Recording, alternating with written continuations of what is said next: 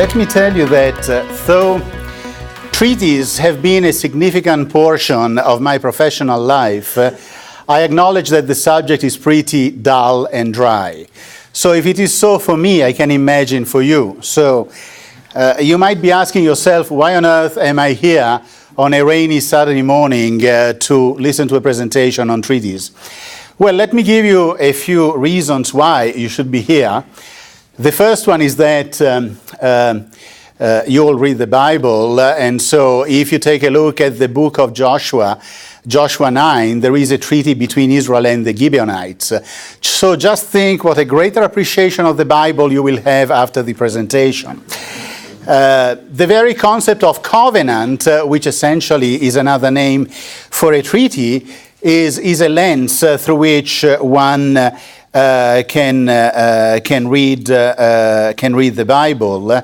You know that there is this covenant theology, also a branch within Catholicism with Dennis McCarthy and so on. Thirdly, if you look at the handouts that Steve is very kindly distributing, you will see that in the Code of Canon Law, there is a canon, Canon 3, on the special importance of treaties, even within the internal law of the Church in canon law. And so it's no menial stuff. If I've not succeeded in convincing you that it is worth your being here, when offer it up in expiation for your sins, which, if you are like me, are certainly many. Well, from these words, which were meant in a light tone, but they're also somewhat deep in the sense that you will see that for the for the Church, for the Holy See, treaties are certainly a human affair, but with spiritual ramifications too. Actually, whatever the Church does as the mystical body of Christ cannot be relegated to a human dimension only. At the cost of giving you already the conclusion of my presentation, I will say that the Holy See, when deciding how to approach treaties, always has in mind the defining principle of its own internal legal order, that is canon law, and of its international activities, which is the salvation of souls. The last canon in the Code of Canon Law, in fact, uses this expression which inspires all that the Holy See does internationally, and of course its legal order internally. Holy See and Treaties. Well, in order to be on the same wavelength, what is the Holy See and what is a treaty? The Holy See essentially means the chair. It's the chair of St. Peter. It is called the Holy See, Apostolic See. For example, that very canon that you saw reproduced in the handout is from the Latin Code of 1983. There is also a Code of Canon Law for the Eastern churches, the Eastern Catholic churches, and it uses the expression Holy See, not Apostolic See, as it is in the Code of Canon Law, simply because in the Eastern churches, even the patriarchs are called Apostolic See. So in order to make the distinction between the Bishop of Rome and the others, they use directly the expression Holy See. But for all intent and purposes, if you go through the Code of Canon Law or other church documents, whenever the expression Apostolic See is used, it's synonymous with Holy See. So it is the Pope, aided by the Roman Curia, the various dicasteries in Rome, and it is essentially the supreme authority within the Church. And the Holy See has been an international legal subject on a foot of equality in its international relations with states since time immemorial. The research becomes a factual research. That is, when did the Holy See start having diplomatic relations with other states, entering into treaties? So we can discuss about the details, but if you look at the website of the Holy See itself, or the Permanent Observer Mission to the United Nations, they refer to the 4th, 5th century as the time in which the Holy See became and was recognized as an international legal subject.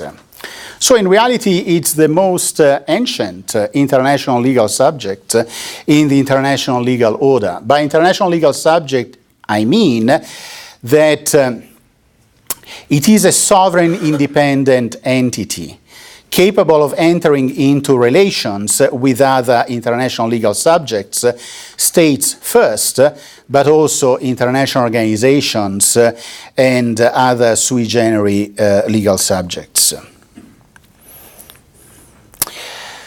The Vatican City State is a separate international legal subject. Once again, sometimes in common parlance, they are called the same way, Holy See or Vatican. In reality, the Holy See has always been an international legal subject. The Vatican City State is a territorial entity, itself an international legal subject, that was only established in 1929. You know that for centuries there were the papal states, and so they were states. When there was the so-called debellation, that is, they were disbanded in 1870 with the entry into Rome by the Italian army.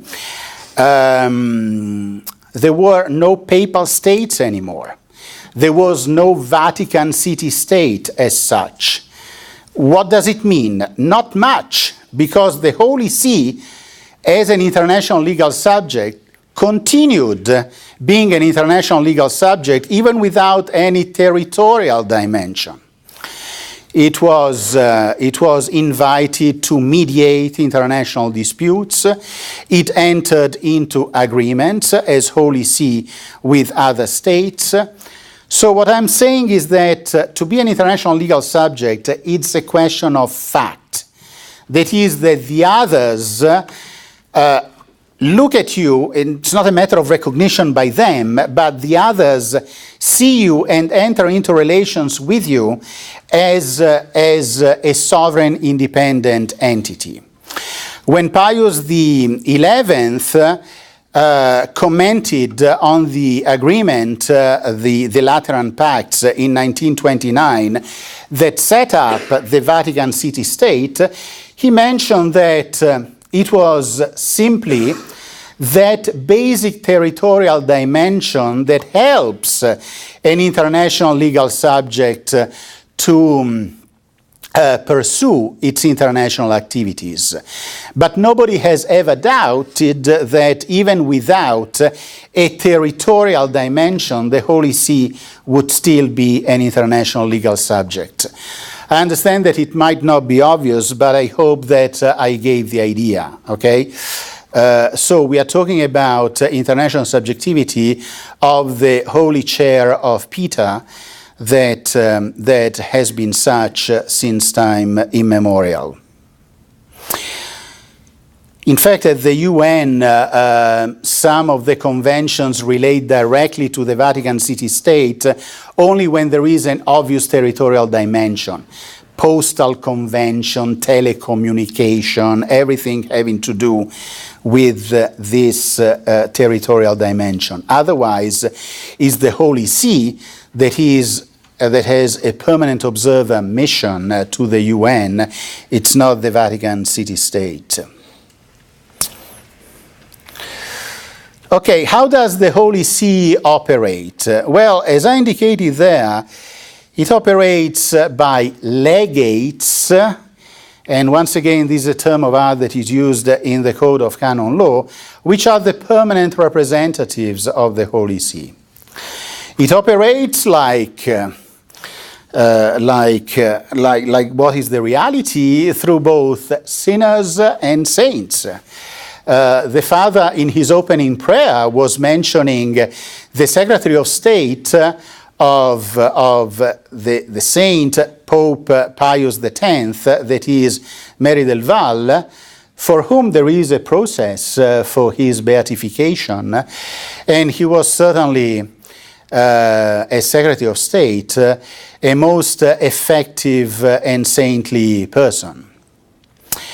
Catherine of Siena, whose feast day is today, was called upon by the Pope of the time and by the Florentines to mediate the difficult situation that had arisen in the years from 1376 to 1378.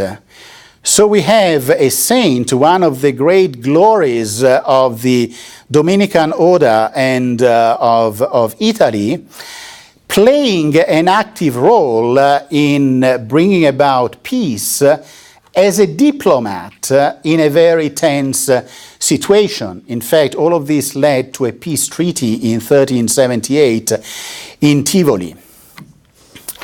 In more recent time, Pope John Paul II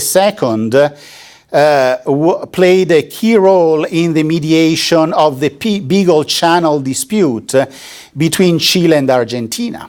So once again, a saint at work. And if this were not enough, we have today in the audience my wife, who wrote a monograph on Catherine of Siena, and we have Jeff Transillo, who wrote a monograph on John Paul II. So for $50, you really got something today for being here. Okay, so what is the Holy See? What is the Vatican City State? What is a treaty? Well, in order to understand what a treaty is, I would suggest that you take a look at the handout, if you have it. I reproduced Article 2 from the Vienna Convention on the Law of Treaties, the so-called Treaty on Treaties, which has been in force since 1980 and to which the Holy See is a party. It says that a treaty is an international agreement concluded between states in written form and governed by international law, whether embodied in a single instrument or on two or more related instruments, and whatever its particular designation. So as you can see, it has to be between two sovereign independent entities. Two states, of course, can decide to subject a certain contract to municipal law, that is, to domestic law, and therefore that is not a treaty. If two states, for example, sign a contract on the purchase of the building for the embassy of a state, they are not likely to subject it to public international law. They will subject it to the domestic law of the land, and therefore that is not a treaty. So it has to be governed by international law, and it doesn't matter what the designation is. I mean, for internal reasons, here in the US, there is a big distinction between a treaty that requires the advice and consent of the Senate and an executive agreement which does not. Well, in international law, there is no difference. The moment that two or more states decide to undertake an international legal obligation and regard it as binding, whether it be called treaty, executive agreement, charter, covenant, you call it whatever you like, it doesn't really make any difference except for the psychological reason. That's why the UN Charter is called a charter. Or the covenants of 66 on human rights, they're called covenants. But what are they? They're essentially treaties. That's why this article says whatever its particular designation. Okay? So this is what we mean by treaty. There are bilateral treaties, multilateral treaties, and the concept is obvious whether or not you have only two states or you have 3 or more states, in which case you have a multilateral treaty. Where when the question is about a bilateral treaty, for a state or for the Holy See to decide whether or not to enter into the treaty is no big deal. I mean, no-brainer. Is it satisfactory what you see in the legal instrument? It is worth, does it pursue your objectives? And that's it. When the question is about a multilateral treaty, when there are conflicted interests which are at stake among 3 or more parties, the situation becomes a bit trickier. Okay? Various considerations enter into the decision by the Holy See whether or not to enter into a multilateral treaty.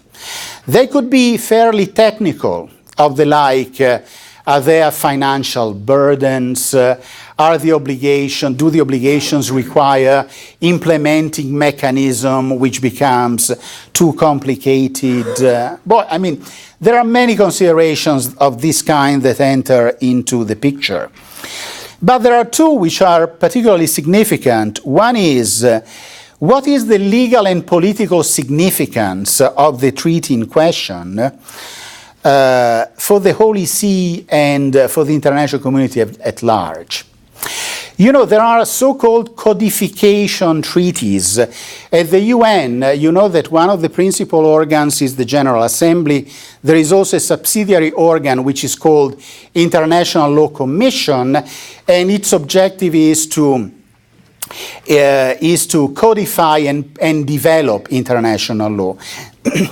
Over the years, it has worked on treaties which have become brand names. For example, this Treaty on Treaties, or the ones on diplomatic and consular relations.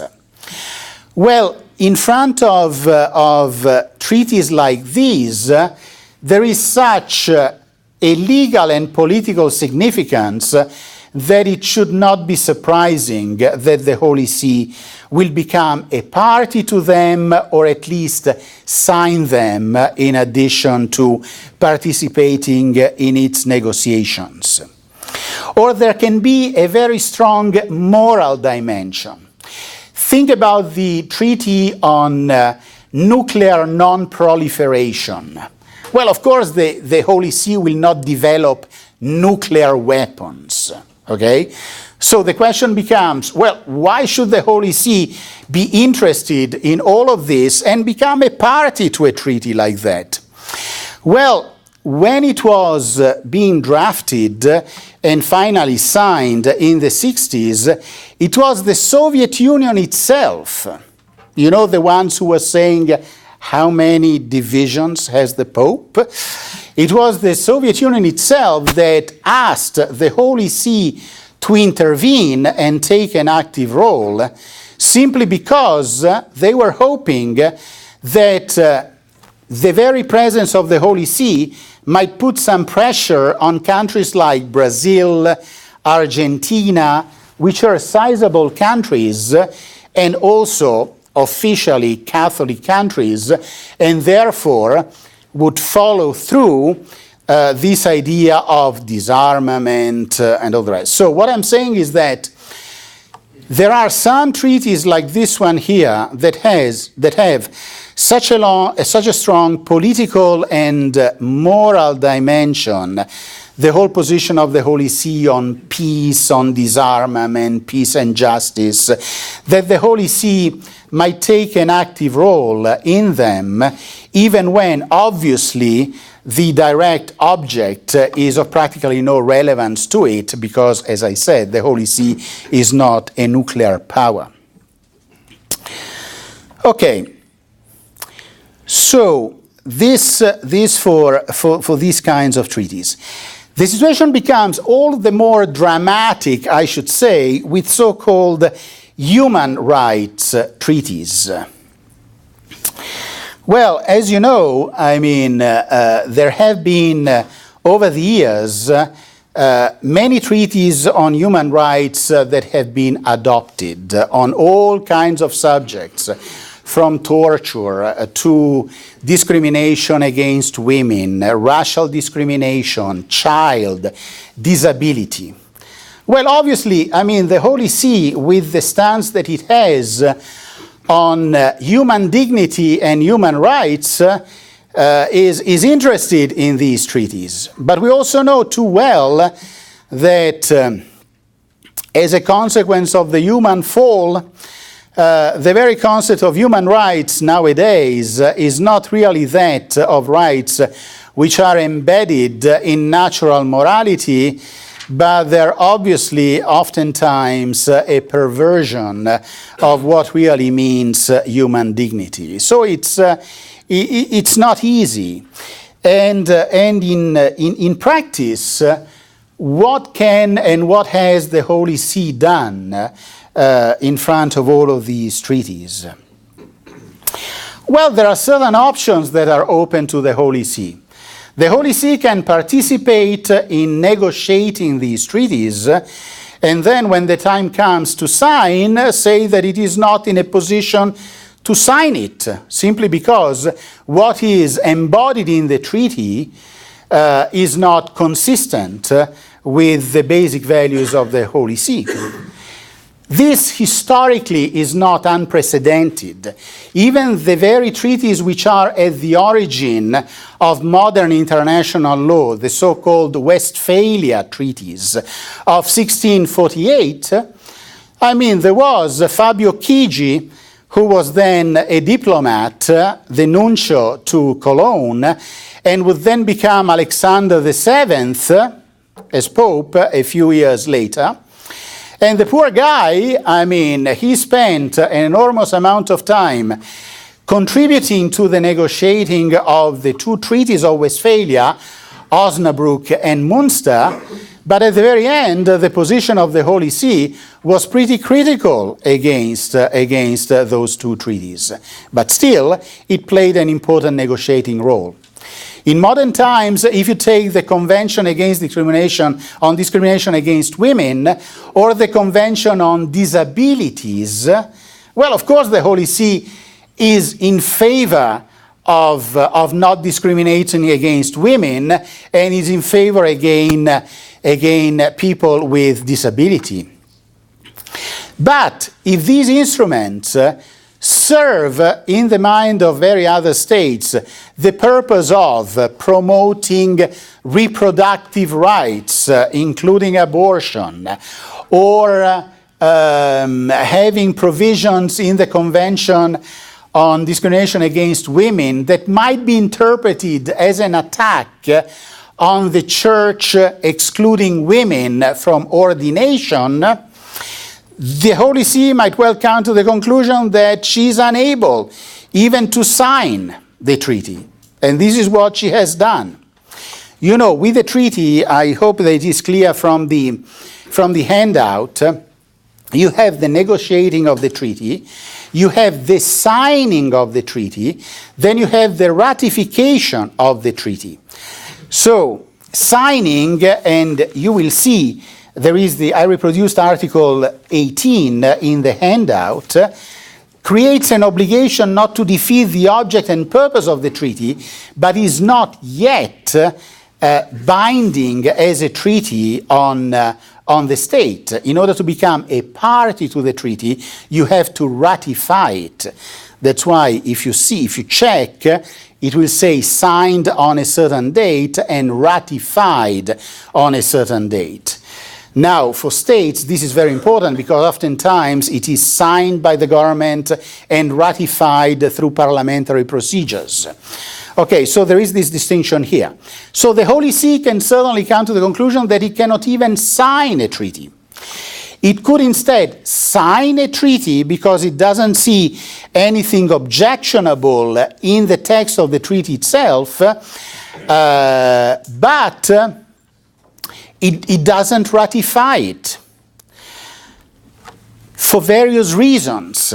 I mean, in the case of the treaties on treaties, there is one treaties with states, another convention of treaties with international organization, another one on succession of treaties, you have the situation which might look paradoxical that the Holy See has signed and ratified one, signed but not ratified another, and not signed and not ratified another.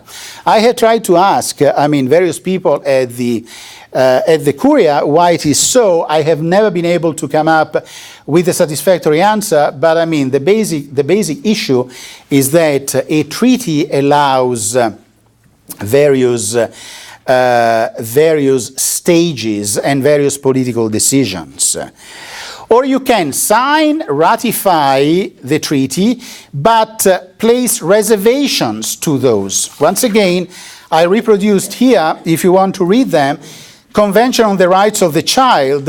You have 3 Holy See reservations that you can read there, that is tending to exclude the application of certain provisions vis-à-vis the Holy See, at least as unilateral statements by the Holy See. And you also have some interpretative declarations by the Holy See, where the Holy See says, well, yes, but this term, I understand, means so and so within the context of this treaty. So you see, there is this possibility of taking different positions vis-à-vis a certain treaty, and there are many considerations that go into that.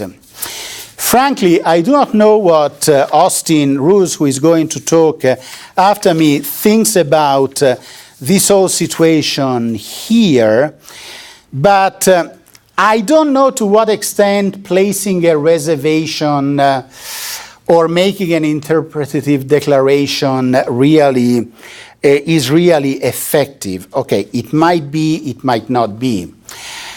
It might be more effective, I think, if there is a certain treaty that is satisfactory on its face, to sign it, and then before ratifying, seeing exactly what's happening with that treaty. Because, with human rights treaties, it is not only what you read in the text. If you take, for example, the Convention on the Right of the Child, which has been signed and ratified by the Holy See, there is a mechanism handled by a certain committee that looks at the implementation of the treaty by the various parties to it. And so the Holy See has to submit reports every 5 years about what it is doing. But if you take a look at the exchange between the Holy See and these committees, and you see that the committee is advocating for abortion, the redefinition of the family, even though none of it is in the treaty itself. And the Holy See, on the other hand, says, well, I think it was a predetermined dialogue. There is not even the willingness to consider why we hold these different positions.